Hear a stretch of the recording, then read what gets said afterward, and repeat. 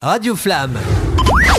Nous sommes toujours au 20e Salon du Livre des Pieux et il est temps maintenant d'interviewer Eva Darlan, la comédienne très connue pour ses rôles au théâtre, au cinéma et à la télévision. C'est aussi une femme très engagée et c'est une écrivaine qui relate dans son livre Grâce un certain combat relatif à la libération de Jacqueline Sauvage. Alors qu'il avait vraiment dit tout le temps que jamais il n'accorderait aucune grâce pendant son quinquennat. Or il l'a fait aussi parce qu'il est un peu forcé quand même. Vous avez frappé à la porte plusieurs fois. Oui, on a fait. Vous avez fait tout ce qu'il fallait. On a fait des choses absolument formidables. On a fait bien évidemment une pétition qui à ce moment-là des manifestations était avait de la puissance et avait un poids. Maintenant les pétitions n'en ont plus. À ce moment-là, oui. Et à la suite de ces pétitions, on a fait des manifestations. Et c'était la première fois qu'il y avait une manifestation à la suite de la pétition. Ce qui n'existe plus non plus maintenant. Donc on a eu beaucoup de chance d'être les premières. Et j'ai eu beaucoup de chance de pouvoir avoir toutes ces personnalités avec moi pour appuyer. On a tous personnellement écrit à François Hollande.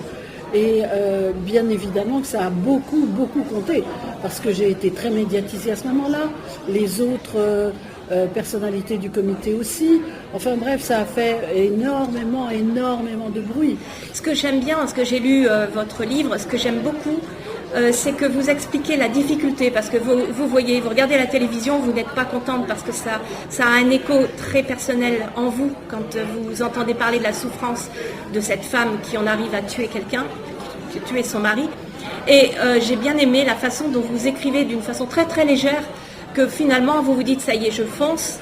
Et vous croyez que ça va être facile, et en fait vous ne savez pas utiliser les moyens informatiques. Vous contactez des copains, des copines, des amis, mais tout le monde ne répond pas présent. Il y en a qui sont méfiants, qui n'y vont pas au départ.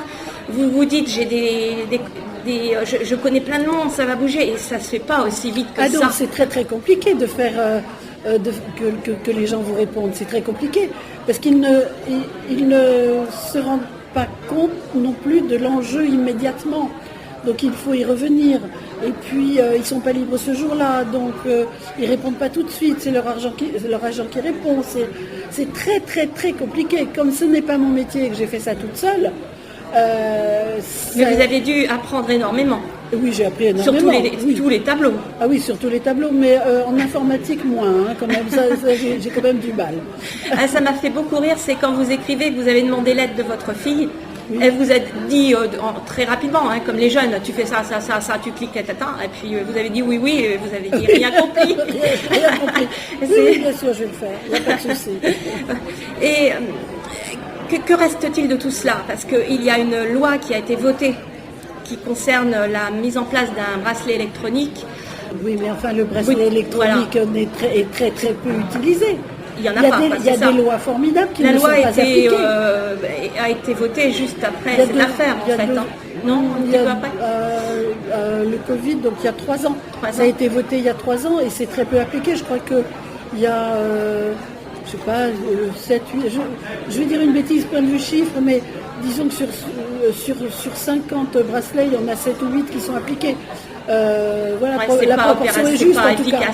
Non, c'est pas appliqué, surtout. 113 femmes victimes de féminicide en 2021.